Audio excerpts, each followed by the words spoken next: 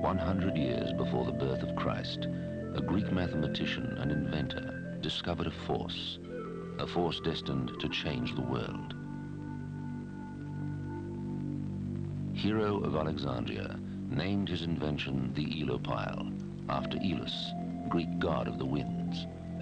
To him, this machine was no more than a childish toy, a source of entertainment. Later, he would use it to make puppets dance by themselves and temple doors open and close automatically, as if by some mystical force.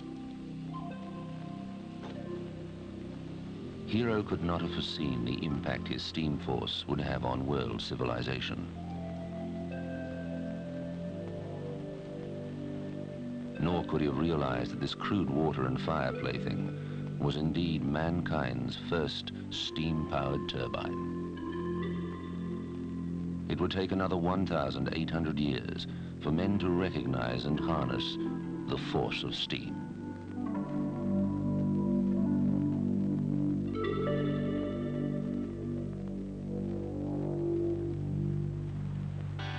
By the 18th century, England was propelled into a revolution, an industrial revolution.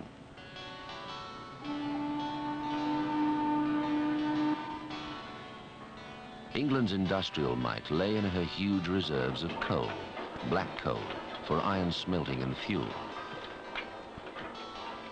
It was in the ever-deepening coal mines of England that the steam engine made its dramatic reappearance. 1705 saw Thomas Newcomen introduce his atmospheric steam engine to help pump out the flood of groundwater from the mines.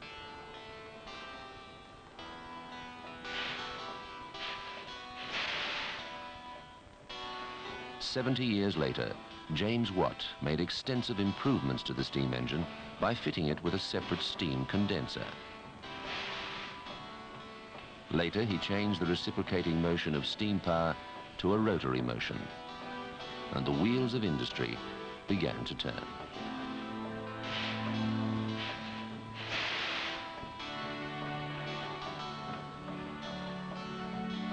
With this extraordinary industrial development came another revolution.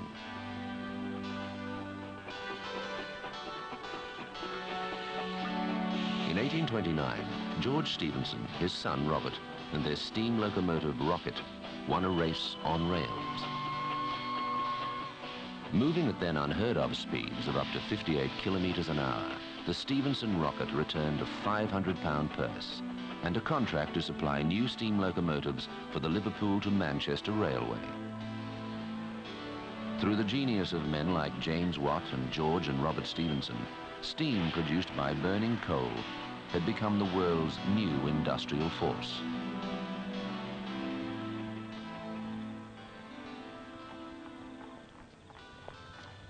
Even so, it remained a world lit with candles, oil lamps, and gas lights. While England was celebrating her newfound industrial wealth, on the other side of the world, in the colony of Australia, life was a little less sophisticated.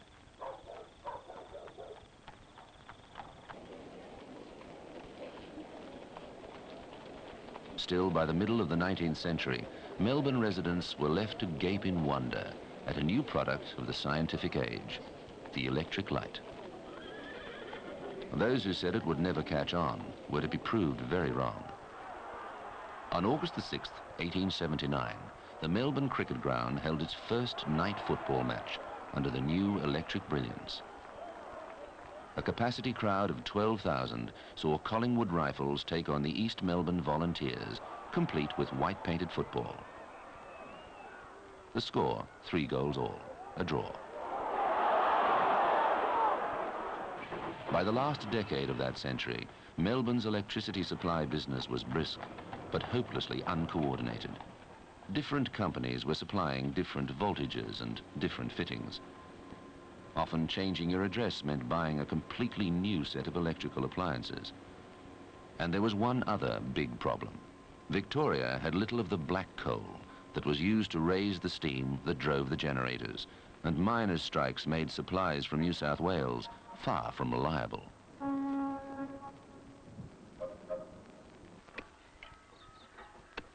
The answer lay 150 kilometres east of Melbourne in the Latrobe Valley. There, prospectors from the 1870s had found impressive reserves of brown coal. It was time for government action. In 1911, a royal commission recommended a single electricity authority for Melbourne. And by 1919, State Parliament passed the Electricity Commissioners Act.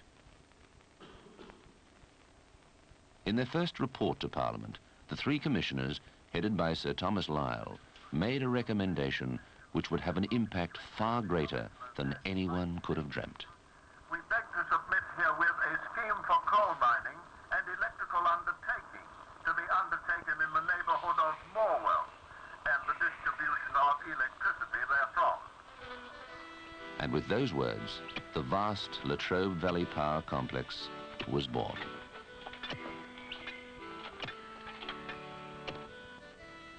By 1921, the State Electricity Commission had its first full-time chairman, Sir John Monash. Monash was a famous wartime general in the Australian Army and a distinguished civil engineer. It would be his exceptional skill as a planner and administrator that would lead the fledgling SEC through the difficult years of its early development. In the Latrobe Valley, life under canvas at Yallourn in those early days was hard and tough, as were many of the town residents. To local police constable Kennedy, a large physique was a distinct advantage. Work began on the new open cut with horses, picks, shovels, and blisters. A shallow blanket of soil overburden was scraped away to reveal the top of a massive seam of brown coal. But it was only then that a shattering discovery was made. Plans and specifications for the new power station had been based on the assumption that the moisture content of all Yallourn brown coal would be the same. Test shafts in the new open cut had shown that coal to be wetter than any discovered in the state.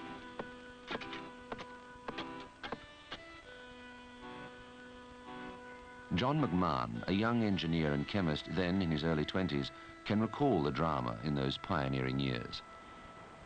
Well, the problem was that here we had a coal of 45% moisture, and the new open cut, the moisture content of the coal was 60%.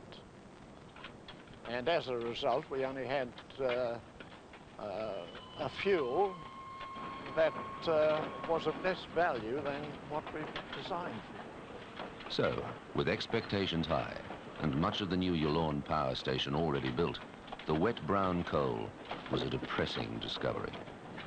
Well, more than that, it was tragic. You've got no idea.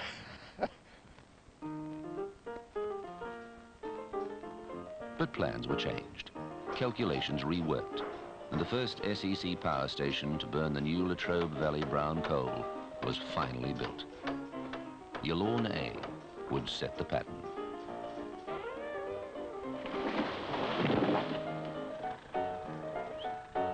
Then on the 15th of June, 1924, a milestone. For the first time, power from the Latrobe Valley flowed along the new 132,000 volt transmission line to supply the people of Melbourne. Also in that year, another first. The Yallourn briquette factory, the first large-scale briquetting works outside Europe, started hammering out a new source of heat for homes and factories. Things had become easier in the open cut too. A large steam shovel was winning the brown coal once dug by hand. Yallourn Township had changed its face. Its tent town image had given way to the curb and channeling of suburbia.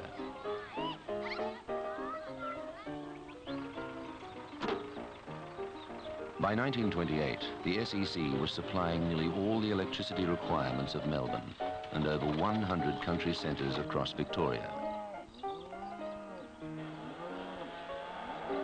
In that year, with all 6 units at Yallourn A power station working, the SEC made its first profit, as Sir John Monash had promised it would. Monash remained as chairman of the SEC for 11 years, until his death in 1931. Through his military and engineering genius, he had become a hero to his own generation.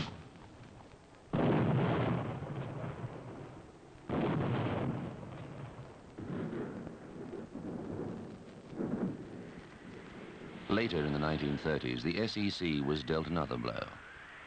Just as it was recovering financially from the effects of the Great Depression, Yallourn was devastated by floodwaters. On that wet November day in 1934, levee banks to protect the open cut against floodwaters were almost useless. A swirling torrent broke through and filled the open cut at the rate of 23 million litres per minute. The Great Flood cost the SEC dearly. Nearly $500,000, a fortune in those days, was spent repairing the damage.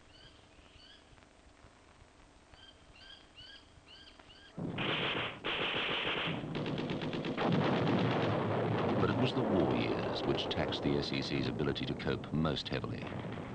The demand for men, supplies, food and electricity rose dramatically. And the drama was not restricted to the war front.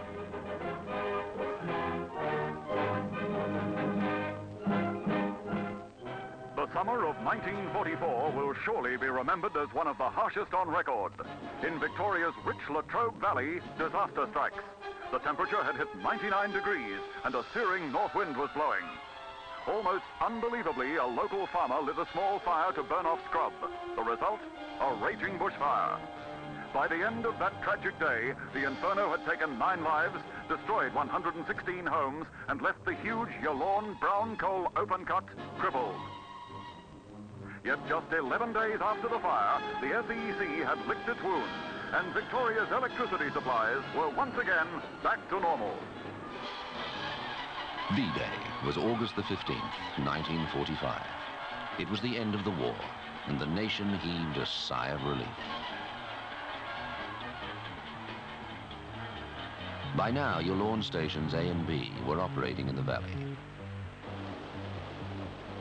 The new Kiwa hydroelectric scheme had come online, and stations at Ballarat, Geelong and Newport B were all operating to capacity. Still, there was an urgent need to expand the SEC's generation capability. Another open cut, a second brown coal power station, and an even larger briquette factory. More was an ambitious plan, and one which was to be plagued by post-war shortages of men, supplies, and money. Progress was steady, but slow.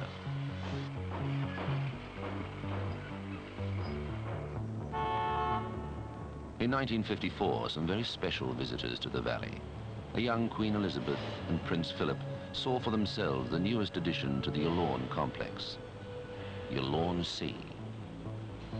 It didn't stop there. By the time Yallourn D and E were complete, the station would have a capacity 8 times that of the original A station.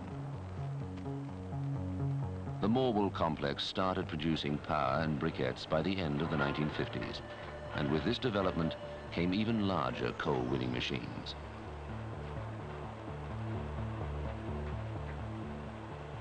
In the 1920s, Monash said, "Demand for electricity never falls off. It always grows." He was right. Despite the economic recession of the early 60s, a new electricity connection to a Victorian country town was almost a weekly celebration. During the 1960s, the SEC's capital expenditure bill rose by 80%, but with good reason. In those years, the SEC brought into service 8 new 200-megawatt turbo-generating units at the rate of 1 unit a year, and all under a single roof over ½ a kilometre long. This was the decade of the massive Hazelwood power station. In one mighty stroke, Hazelwood had nearly doubled the SEC's Latrobe Valley power capacity. that had taken the previous 40 years to build.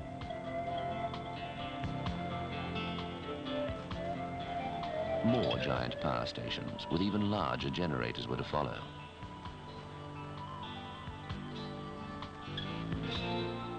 A far cry from Hero and his spinning, spluttering steam engine. Somebody once said, everything changes and everything remains the same. Nature's force of steam on which the 20th century depends is the same force which fascinated that old man and amused his friends nearly 2,000 years ago. Hero fueled his turbine with a wood fire. Today in the Latrobe Valley, the heat source is brown coal. But the principle remains the same. Taken from vast open cuts, the coal is pulverized and dried in special mills. Then mixed with air and blown into a very large furnace. Inside the furnace, a maze of tubes carry water to be heated and turned into steam. The principle is long established. Stephenson's rocket pioneered this multiple tube idea to win that great race. Superheated steam at great pressure is then piped into a steam turbine. The steam expands and the turbine spins. With its energy spent, the steam is recycled, converted back to water in the massive pipes which make up the steam condensers. Again, a principle developed and proven by James Watt 2 centuries ago. This condensate water is then ready to be recharged with energy and again turned into steam. The electrical heart of any power station is the generator, a machine to harness the power of the spinning turbine. Modern generators produce high voltage alternating current.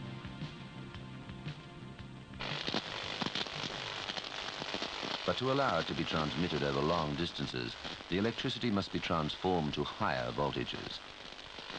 Practically man-made lightning.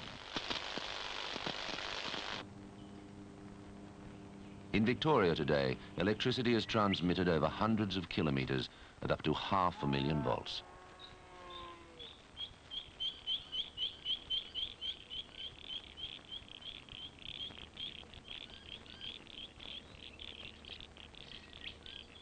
By design, a modern thermal power station must be responsible in its use of natural resources. At the Yallourn W power station, built in the 1970s and early 80s, warm water from the steam condensers is cooled in these giant towers. They work something like a large car radiator. Water vapor and warmed air rise from the top. Cooled water collects in a pool at the base, ready for reuse.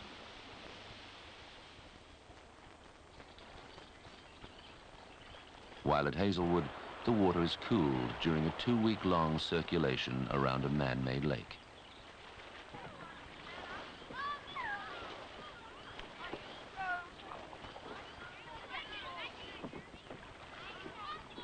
Water to cool a power station. Warmth to take the shiver out of all-season sailing.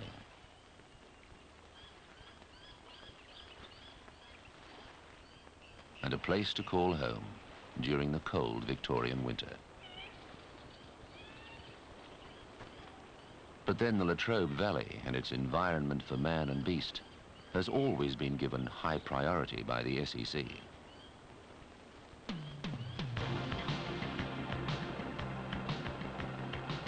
When a mountain of wet brown coal is burned every day in this valley, pollution control becomes essential. A key element in this control are these expensive and elaborate exhaust filters called electrostatic precipitators. As the exhaust gases leave the furnace, they pass over a series of electrically charged metal plates. The dust is attracted to the collection plates, allowing the cleaned gas to escape through the chimney. And to check that performance, a multi-million-dollar air quality study, the most sophisticated of its type in Australia. This airshed study is a joint project by the SEC, Environment Protection Authority, the Latrobe Valley Water and Sewerage Board, and the CSIRO.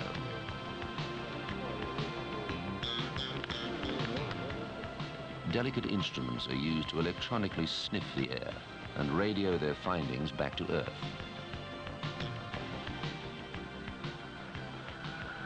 A network of ground monitoring stations and weather towers to retrieve a mass of information. These acoustic horns, constantly probing the atmosphere with sound waves. And at the heart of the operation, a silicon brain. A central computer to give meaning and significance to endless figures and computations. Those who run this study say the gaseous pollutants in Latrobe Valley air are in nearly all cases well below half their acceptable levels. But the work will go on. Work towards the successful coexistence of power stations and people in a delicate environment. Today, brown coal burnt in this valley produces about 75% of Victoria's annual electricity needs. Electricity to meet Victoria's constant demand day and night. The peaks in demand are met as they occur by power from stations which can react more quickly. Hydroelectric stations like those at Kiva and Dartmouth in the northeast high country. And natural gas-fired stations like Newport near Melbourne. And Geraldine in the Latrobe Valley.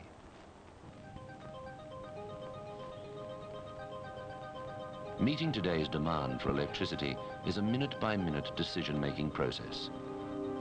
Most of those decisions are made in this room. The SEC's System Control Center.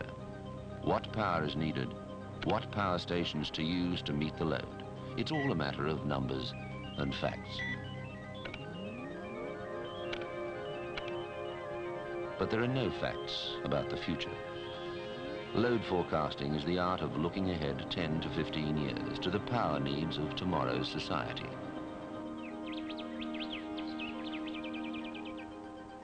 In 1974, SEC forecasters had done their sums. They knew that by the mid-1980s, a new Latrobe Valley power station would be needed. A station on a scale of size and performance never before attempted.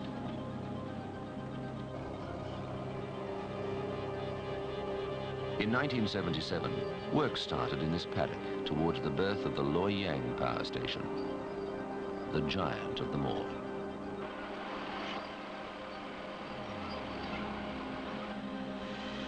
Loy Yang is divided into two stages, Loy Yang A and B, each of 4 500-megawatt generating units.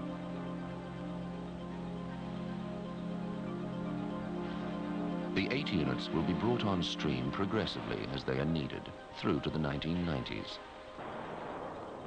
Loy Yang has brought a new dimension to brown coal power generation in the Latrobe Valley.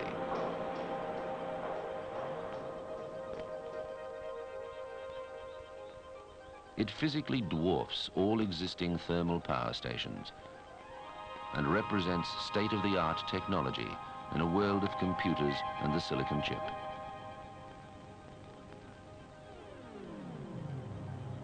And to feed this giant, a new breed of bucket wheel dredger. Number 14 is as long as the Melbourne cricket ground and can gouge out nearly 60,000 tons of coal in a day.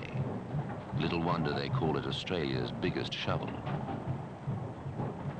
Well, we had no idea in 1921 that this would be developed like this. So extensive, you know, compared with your learn. I almost feel as though I can't comprehend the size of it. It's almost beyond comprehension. It's too big for me. Just too big.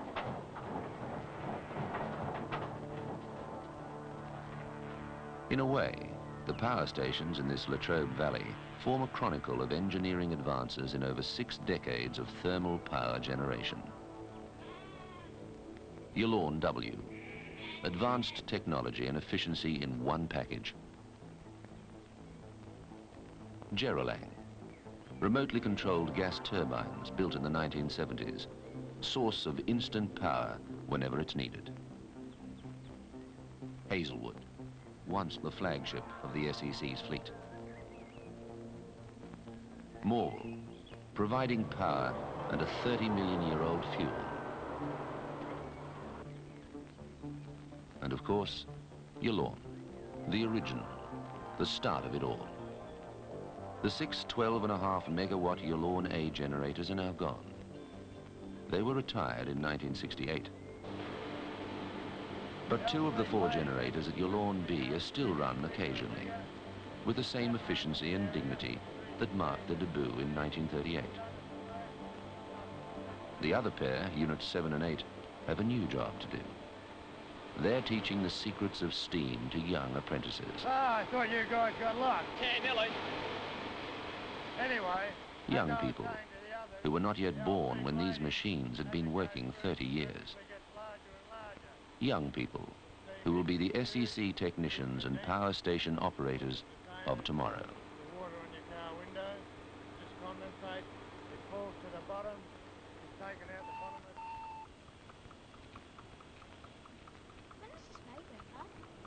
it. Made by James. Everything changes, and everything remains the same.